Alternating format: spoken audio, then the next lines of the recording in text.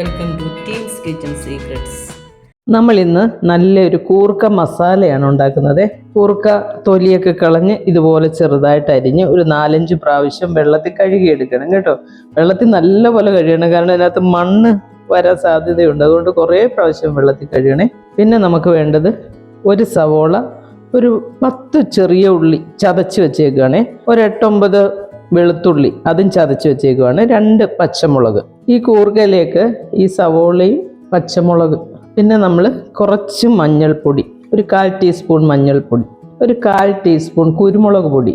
ഇനിയിപ്പോൾ നമുക്ക് ഈ കൂർക്ക വേകാൻ ആവശ്യമായിട്ടുള്ള വെള്ളം, കൂർക്കയ്ക്ക് ഇച്ചിരി വേവുള്ളതാണ്, അപ്പോൾ അതിനാവശ്യമായിട്ടുള്ള വെള്ളം ഒഴിച്ചു കൊടുക്കുക.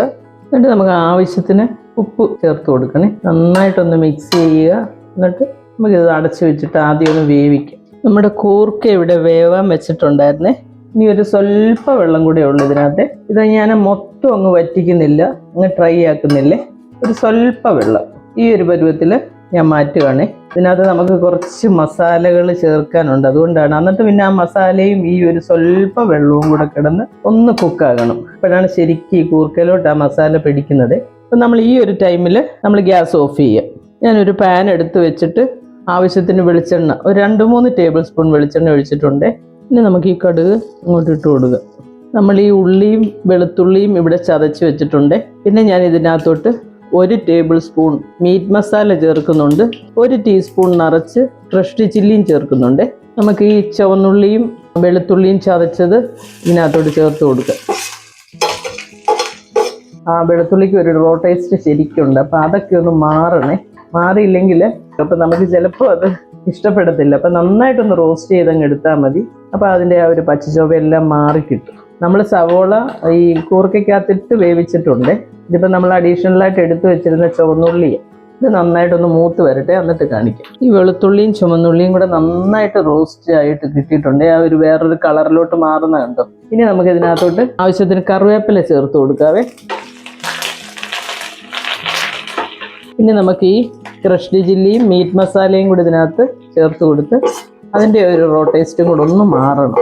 അപ്പം ഞാൻ സിമ്മിലേക്ക് വെച്ച് കൊടുത്തേക്കുവാണേ. പൊടികൾ എപ്പോൾ ചേർത്താലും സിമ്മിലാക്കി വെച്ചിട്ടേ നമ്മൾ പൊടികൾ ചേർക്കാവുള്ളൂ. എന്നിട്ട് ഒരു മിനിറ്റ് ഒന്ന് വഴറ്റിയാൽ മതി കേട്ടോ. അപ്പം ഇതെല്ലാം കൂടെ ആകുമ്പോൾ നല്ലൊരു മണമാണ് വരുന്നത്. വെളുത്തുള്ളി റോസ്റ്റ് ആയതിൻ്റെയും ഈ ഒരു മീറ്റ് മസാലയുടെയും എല്ലാം കൂടെ നല്ല അടിപൊളി ഒരു മണമാണ്.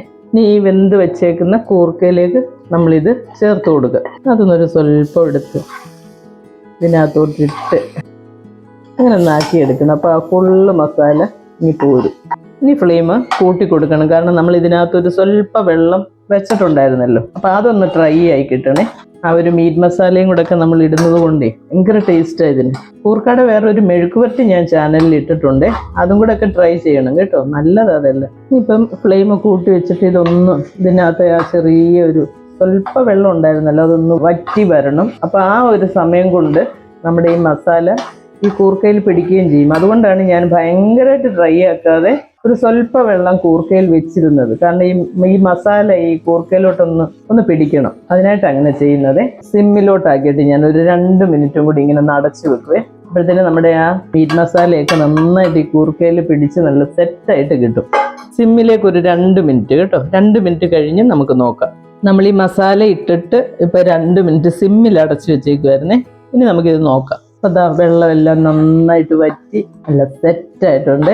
നല്ല അടിപൊളി കൂർക്ക മസാല നല്ല ചൂട് ചോറിൻ്റെ കൂടെയൊക്കെ ഇങ്ങോട്ട് കഴിച്ചിട്ടുണ്ടല്ലോ. ആ എണ്ണയാണ് ഈ കിടക്കുന്നത്, വെള്ളമല്ല കേട്ടോ. ആ എണ്ണയൊക്കെ ഒന്ന് തെളിഞ്ഞ് മസാലയൊക്കെ ഇത് നല്ല പറ്റി നല്ലൊരു മണം കേട്ടോ, അടിപൊളി. നമുക്ക് ഈ ഫുഡിൻ്റെ നല്ല മണമൊക്കെ കേൾക്കുമ്പോൾ നമുക്ക് കഴിക്കാൻ തോന്നത്തില്ലേ പെട്ടെന്ന്. എനിക്കൊക്കെ അങ്ങനെയാണ് കേട്ടോ, നല്ല മണമുള്ള ഫുഡൊക്കെ ടേസ്റ്റും വേണം കേട്ടോ. മണം മാത്രം പോരാ, പക്ഷേ ആ ഒരു മണം കേൾക്കുമ്പോഴേ പെട്ടെന്ന് ഫുഡ് കഴിക്കാൻ വിശപ്പ് തോന്നും പെട്ടെന്ന്. അപ്പം നമ്മുടെ സൂപ്പർ ടേസ്റ്റിലുള്ള കൂർക്ക മസാല ഇവിടെ റെഡി ആയിട്ടുണ്ട്. ഇനി നമുക്ക് ഗ്യാസ് അങ്ങ് ഓഫ് ചെയ്യാതെ എന്നിട്ട് ഒരു ബൗളിലേക്ക് മാറ്റാം. നമ്മുടെ കൂർക്ക മസാല ഇവിടെ റെഡി ആയിട്ടുണ്ട്. നല്ല ചൂട് ചോറിൻ്റെ കൂടെ നല്ല മോര് കറി അല്ലെങ്കിൽ പുളിശ്ശേരി അല്ലെങ്കിൽ ചെറുപയർ കറിയൊക്കെ ഞാൻ ഇട്ടിട്ടുണ്ട്. ഒരു പ്രോട്ടീൻ റിച്ച് എന്നും പറഞ്ഞുകൊണ്ട് ഒരു ചെറുപയർ കറി, അതിൻ്റെയൊക്കെ കൂടെ ഇത് നന്നായിട്ട് ചേർന്ന് പോവേ. ഏത് ടൈപ്പ് ഒഴിച്ചുകറിയുടെയും കൂടെ ഇത് പോകും. ഇപ്പം പ്രോൺസും തക്കാളിയും അല്ലെ പ്രോൺസും മുരിങ്ങയ്ക്ക അങ്ങനെയൊക്കെയുള്ള ചാറുകറികൾ ഞാൻ കുറേ ഇട്ടിട്ടുണ്ട് ചാനലിൽ. അപ്പോൾ അതും ഇതും എല്ലാം കൂടെ ഒന്ന് ട്രൈ ചെയ്യും. കൂട്ടത്തിൽ ഒരു ഫിഷ് ഫ്രൈയോ അല്ലെങ്കിൽ മുളകിട്ട മീൻ കറിയോ അല്ലെങ്കിൽ മീൻ പീരയോ എന്താണേലും ഇതിൻ്റെ കൂടെ നന്നായിട്ട് ചേർന്ന് പോകുന്നതാണ്. അപ്പോൾ അതിൻ്റെ എല്ലാ വീഡിയോസ് എൻ്റെ ചാനലിലുണ്ട്. നിങ്ങൾ അതെല്ലാം ഒന്ന് നോക്കി ഒന്ന് ട്രൈ ചെയ്യണം. അടുത്തൊരു വീഡിയോ ആയിട്ട് നമുക്ക് അടുത്ത ദിവസം കാണാം. Thank you.